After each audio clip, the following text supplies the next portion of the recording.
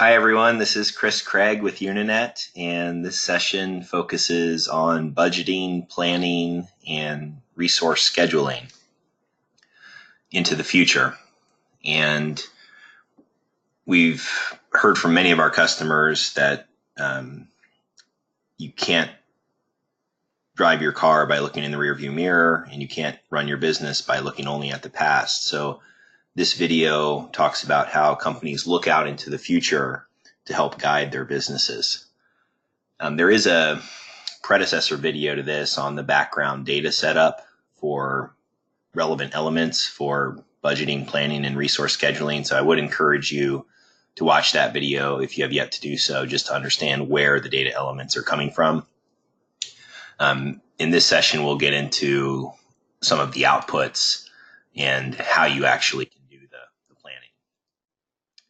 So we're going to log into the system. And when we log in as a role-based system, Unanet will identify who we are. And based on our privileges or our roles, it will dynamically generate a dashboard type view. And you can limit who can view information in Unanet, who can edit information, who has access to which clients, which projects, which departments, which employees, etc. So you only see the relevant information on your dashboard. And you can make these dashboards as simple or as sophisticated as you want. This dashboard has several charts and several reports on the left-hand side, which allows the user to easily navigate to wherever they want within 2 or 3 clicks of a mouse. Each of these menu items across the top represents a different dashboard, so you may have no charts or no reports on your dashboard. This is the project dashboard with another set of charts and reports. This is the forecast dashboard with another set of charts and reports. So you can place the various charts and the reports on the various dashboards.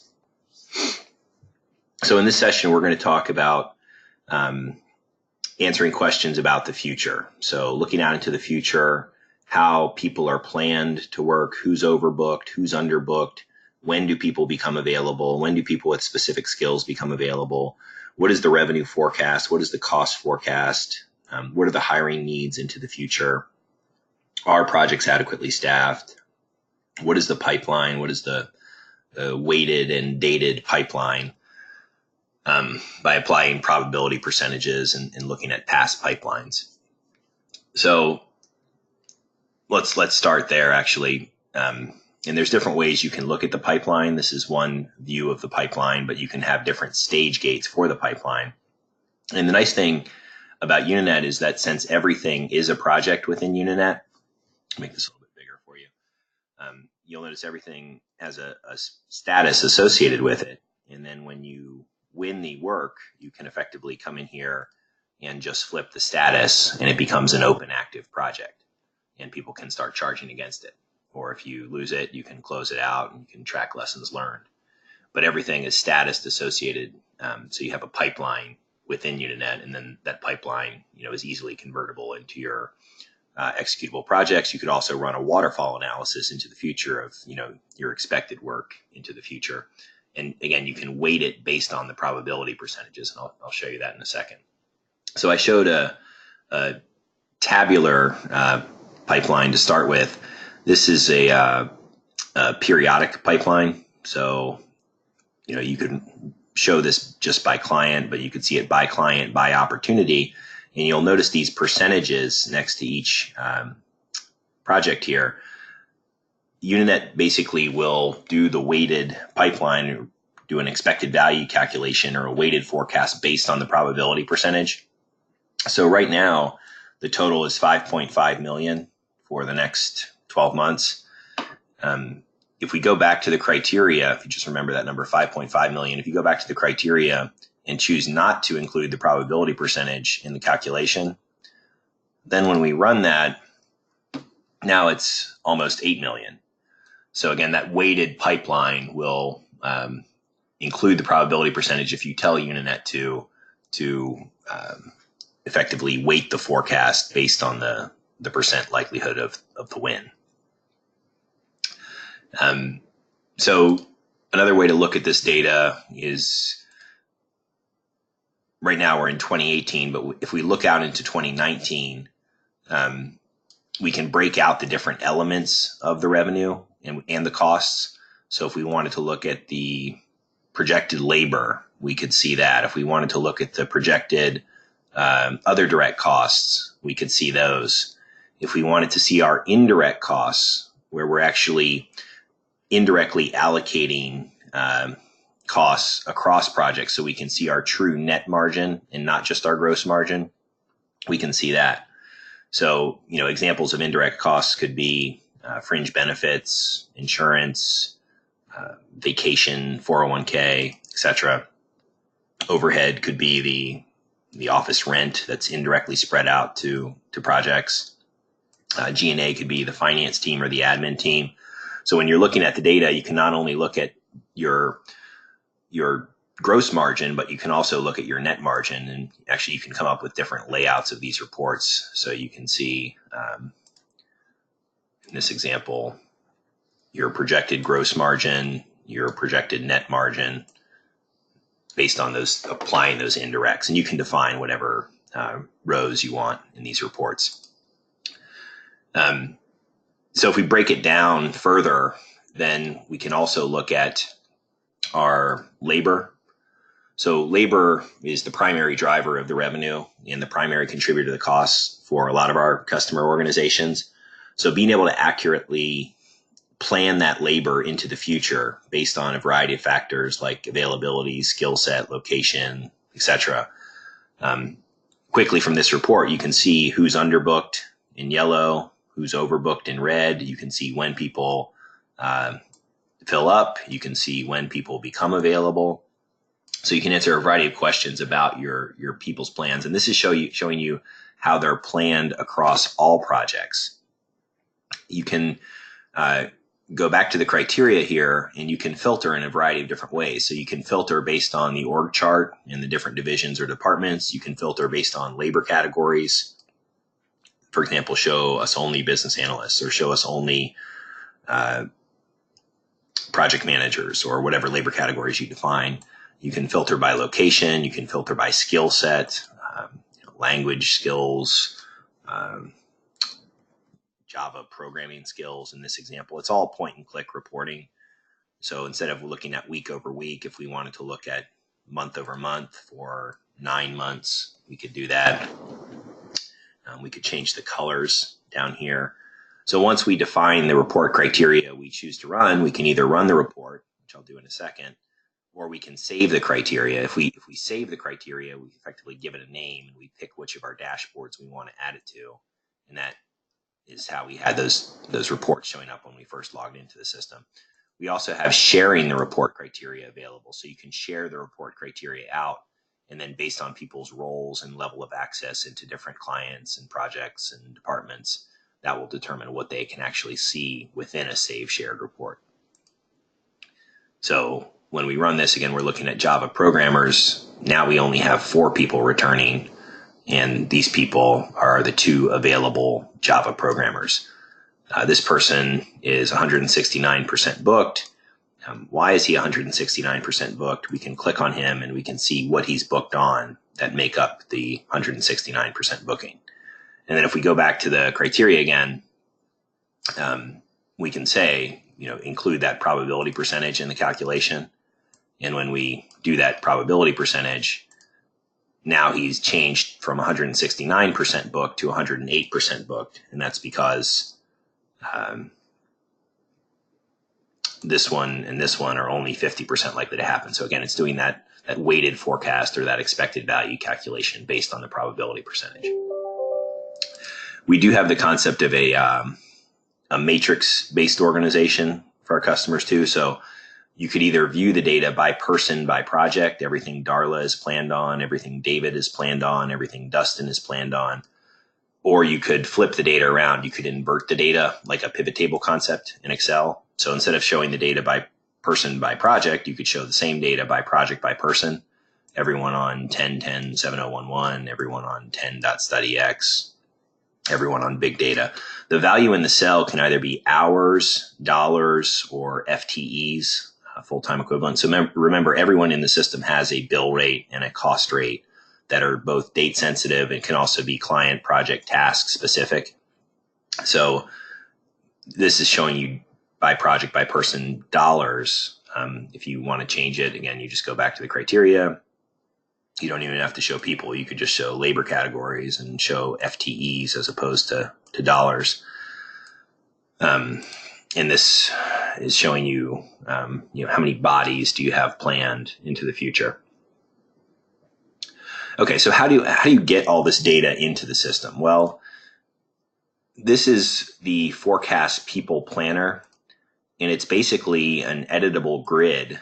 So it looks like the reports we just showed, but it actually allows you to edit the data. So right now we're looking at by project, by person, FTE plans. And if we go back to the criteria, we could do a simple switch if we wanted to. And instead of showing it by project, by person, we could show it by person, by project, and we could show, do the planning in hours rather than FTEs. So now we're, again, kind of doing that pivot table concept in Excel, where instead of project by person, now we're person by project. We're showing hours into the future on how they're planned. And how do you get the data on the screen? What does it look like? Well, right now, the columns, there's 12 months on here. Those could be changed to days, weeks, semi-months, months, quarters, years. You can do 1 to 65 periods on one screen. You can pick, again, whether you want to budget in hours or in FTEs. You can pick the projects you want to plan for. You can pick the people you want to plan for. So this is where you can filter based on the organization, or you can actually choose individuals here. Shift or control is a multi-select. You can pick if you want to search for specific labor categories. You can search by location. You can search by skill set. You can say, what the background color represents. So it's showing you how they're booked across all projects in the system, but you can say how booked are they based on the color percentage. You can also say only show us available resources. So only show us people that are available or booked less than 1% of the time. So if you only want to go out and find people that are available, if you want to find all your overbooked people, you could do that too. So there's a variety of different settings on this criteria screen. And then once you define the criteria, you can save it. You give it a name here. And then when you add it to your dashboards, it will show up right here in your dashboard. So that's kind of the quick way to do that. If we go back to this example, this is where we have the example of TBDs. So some organizations have this concept of TBD, to be determined users, or ghost resources, or soft bookings versus hard bookings. But the basic concept is all the same. It's basically a placeholder where you're planning it out, and then you're eventually going to swap out that TBD for a human being. So for example, if we wanted to take this business analyst and swap it out for a human, we just double click on the business analyst. We pick the human we want to swap it to, in this case, Charlene user. And then when we click on save, now we have that TBD is moved over to the human down here. There are a couple nice features around populating the grid. We do have a shift left, shift right capability where you can select the rows you want to shift, and then you can move them to the left, you can move them to the right. You can also populate horizontally by clicking on a row and putting in the value there. You can populate vertically by putting in a column there. You could populate the entire grid if you wanted to by clicking up here and putting in a value and populating that way. So those are just some shortcuts in the system. But the nice thing about the TBDs, though, is if you look at supply and demand, this is a chart that's basically showing supply and demand. The purple bar is your supply or your capacity, your number of humans. The blue bar is your demand against that capacity, so you can see how that trends into the future. Do you need to hire people? Yes, we need to hire people up until October, and then we need to start reallocating people or finding more work for people to do. Okay, so there is that TBD planning. Now, for those companies that require a more rigid process with more rules enforcement, there is a resource requesting feature in Unanet where you can come in and actually assign people who can be requesters and then basically planners of the request. But they can see the status of all their requests here. Just to kind of start from scratch, we can pick a project that the request is going to be for. And we could do a task underneath the project as well. So we'll give it a title. We can give it, more details or qualitative aspects of the request. We can do the request in hours or FTEs. So we'll just do it in FTEs. We'll do it period over period. We'll do it for 4 periods. And we can request, a specific labor category. If we want to request a business analyst, we can do that. If we want someone from a specific geographic location, we could do that. If we wanted to request a named human being, like if we've worked with Joe Smith before, we want to request Joe Smith, we can do that. We want to request people with certain skills, we can do that. But let's just say we're looking for a business analyst for 4 months, starting in July. And this is how much of the business analyst we need. So let's say we need 2 and then 1.5, 1.5, 0.75. So this request then gets routed to a resource planner. And the resource planner, or a group of resource planners, you can do it either way. The resource planner gets notified via email that the request is out there. So now we're going to log out as the requester, and we're going to log in as the planner. And they're going to see their queue for resource requests. And they can come in here and add people to that request so they can see all the details around the request here, what was just done. They're requesting a business analyst for this amount of time in the future. We're going to add resources to the request, and then Unanet's going to automatically go out and find all the people that are business analysts, and it shows them to us here. So we can see Carla and Charlie are available because they're showing up as 0%. And we can then decide how we want to allocate Carla and Charlie to this request. So we can say 1 and 1. So the goal here is to get this variance to request line to go to 0. We'll do that. And then put Charlie in like that. We've fulfilled the request. It goes back to the resource requester notifying they've been fulfilled. And then, they can decide, if they've worked with Carla and Charlie before and they're happy with them, they can, accept the request. If not, they can ask it for rework. So it kind of can go back and forth until you find the resources you're looking for. Now that's one way to do the requesting. The other kind of simpler way is just to use the TBDs and have some people be able to plan TBDs. And then with the role-based access, other people can actually plan the human beings. So we have customers doing it both ways. It really just depends on the kind of audit trail they want around the requests and the the level of detail they're looking for there. So you can plan people. You can also plan other direct costs or other costs on projects, both external projects for different customers as well as internal projects. So basically, you can pick the project and you can pick the expense type here, and then you can put in the dollar amounts here.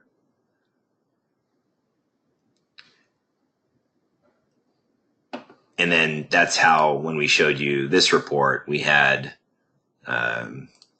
labor plans consolidated.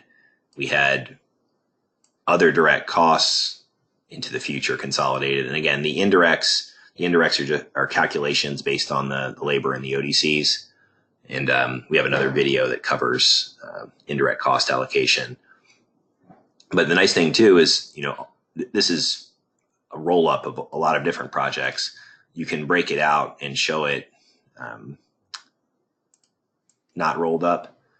So instead of showing it, for each, now we're showing it for each project here into the future. And then these project budgets could also be converted into GL budgets as well. So we have another video on Unanet financials, the general ledger, accounts payable, accounts receivable, and there's multi-version budgeting in there. So you can take these project budgets and then roll them up to the general ledger budgets. So again, at the end of the day, this is kind of the main report for customers where, people are the primary driver of the revenue, the primary contributor to the cost.